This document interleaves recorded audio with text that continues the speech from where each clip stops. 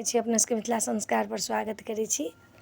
पारण केलाके बाद की खायब से बता रहल छी। वो वीडियो लऽ के एलहुँ हँ जे आब जेहे मोन हेतै से खा लेब तऽ खराबियो करत, मोनो खराब भऽ जायत। केला 3-3 दिनके व्रत रहत, 36 घंटाके व्रत रहत, तऽ ओना कहियो नहि सकै छी।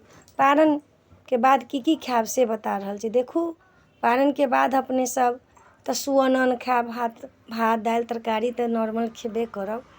एकर बाद सबसँ पहिले जे अहाँ आयब पारण करऽ ला, खीरा औंकड़ी खा कऽ जे पारण करब, अहाँ सबसँ पहिले गरम पानी 1 गिलास पी लेब।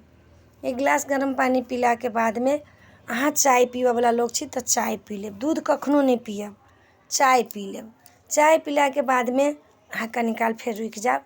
तकर बाद पकौड़ी तकौड़ीसँ पहिले व्रत नहि तोड़ब, गला छिला जायत। एकर बाद अहाँके प्याजवला चीज तखन नहि खायब, बादमे अहाँ खायब।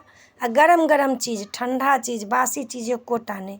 ठण्डा चीज बासी चीज लऽ के एकोटाके व्रत नहि तोड़ऽके अइ, बुझलियै? कथोमे कहने छी। जितियाके तऽ व्रतमे आओर नहि, सब गरम गरम चीज लऽ कऽ तकर बाद कनी काल रुकि जायब तऽ अपन भात रोटी जे खायके अइ से खा लेब, तहन दूध पियब। खाना खेलाके बाद दूध पियब, नहि तऽ कोनो फल खा लेब पहिले चाय पीलाके बाद। आब खीरे रहतै, सेबे रहतै, सन्तरे रहतै, ओ खा लेब। तकर बाद अहाँ भोजन करब। भोजनमे गेनहारीके साग जरूर बना लेब, बिना सागके लोक पारण नहि तो करैए। गेनहारीके सागमे केराउके औंकड़ी चाहे चनाके औंकड़ी चाहे मटरके औंकड़ी, कोनो मटर औंकड़ी धऽ कऽ भूजि लेब सागके। बिना सागके लोक पारण नहि करै छै, साग भुजिए लेब। कोनो चीजके साग भुजि लेब, नूनीके साग नहि खायब। कैला पारण दिन नूनीके साग नहि खाइ छै, दोख लिखै छै। नहि माछ मांस खायब ओहि दिन।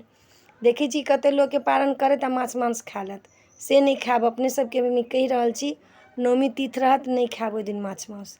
अहाँके खायके हैत दशमीके खायब, लेकिन ओहि दिन माछ मांस नहि खायब। लहसुनो प्याज हमरा कहलासँ नहि खायब। अहाँ खायब तऽ पारणके बाद खा लेब लहसुन प्याज, माछ मांस तऽ नहि।